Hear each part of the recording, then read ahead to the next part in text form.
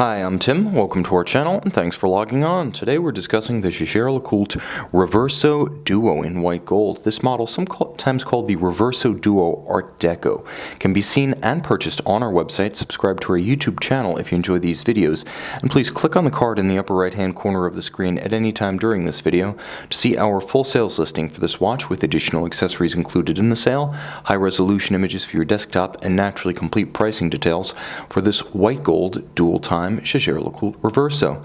Now, about that nomenclature, this watch is often referred to as the Art Deco, even though properly speaking, when we speak of Art Deco Reversos, we mean the type generally as they emerged from the Art Deco design era, or we mean specifically a model that was built from approximately 1991 to 2001 in white gold and rose gold, featuring a skeletonized and hand-engraved movement.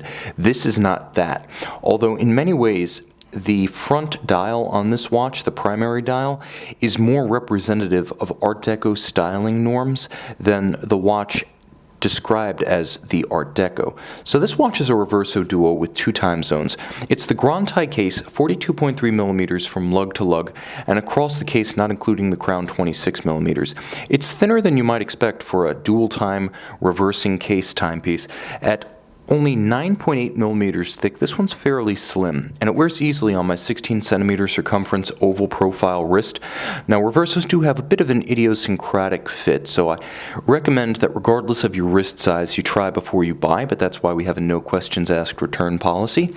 The strap is very substantial, and like all Reversos, the lugs are drilled very high, and the strap tucks in close to create a highly integrated look. There's no daylight visible between case and lug, so you have the appearance of a continuous band of material over the wrist. It has a satisfying heft to it, with the full white gold reversing case and the underlying chassis. It's also a substantial strap for a watch that is traditionally sized.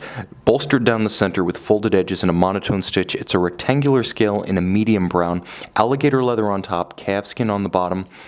Part of the heft of the watch comes from the full white gold deployant clasp. This is the first generation Jaeger LeCoultre deployant clasp in white gold. Single full deployant, very robust, nicely counterweights the relatively heavy watch head. So if you like to wear your watch loose, this one's not going to want to topple. It's got that counterweight on the bottom. Now you can see the imagery of the watch is a combination of severe angles, straight lines, and sinuous curves. Now the curves come into effect when you look at the watch in profile.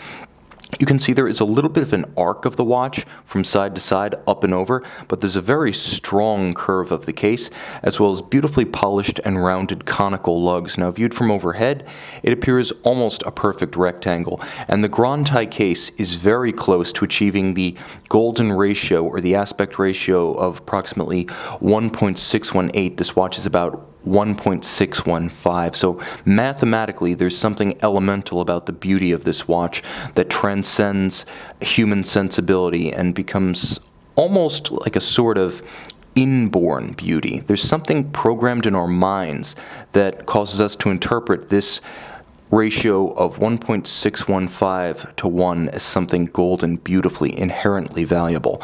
Of course, the watch is also inherently valuable thanks to white gold, or gray gold as I should call it. Jaeger LeCoultre uses gray gold, meaning this is a homogeneous alloy that is not rhodium or nickel plated. If you were to scratch or scuff it, there's just more white gold underneath. That's what gray gold is in comparison to white gold, which is generally a milky yellow and then rhodium plated. This watch will never have to be plated. High polish exterior with a engine turned perlage on the interior of the chassis.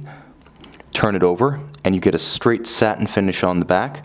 The front dial features those Art Deco design norms I described. Strong, almost visual tension radiating from the middle out via the Dauphine hands and from the periphery in via these diamond polished white gold dart indices. You can also see there's a small inset microcosm of the Reverso case itself at 6 o'clock, and you can also note that the inner dial with the minute track recapitulates that same form and aspect ratio. Now turning it over, a spectacular guilloche cut reference time. You have a 24-hour subdial. You have Your 12-hour format just above, and the 24-hour AM/PM indicator is tied to this dial. All adjustments are done using the case side pusher for the second time zone. You'll also note a beautiful tritium fade taking place across these hands, which were once luminescent. This is from the era of Jaeger LeCoultre tritium timepieces, which concluded in approximately 2001.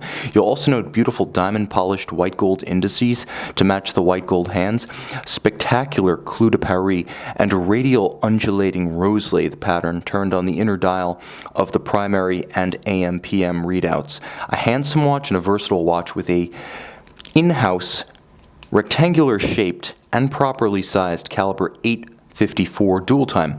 Manual wind, 21,600 vibrations per hour. It does have the dual time complication. It is designed, executed, and finished entirely in-house at JLC, and it has a power reserve of approximately 45 hours when fully wound by manual means. Of course, like all contemporary reversos, it has some water resistance, but not a lot, 3 ATM being the limit here. You can see and you can own this handsome Reverso Duo in white gold on our website.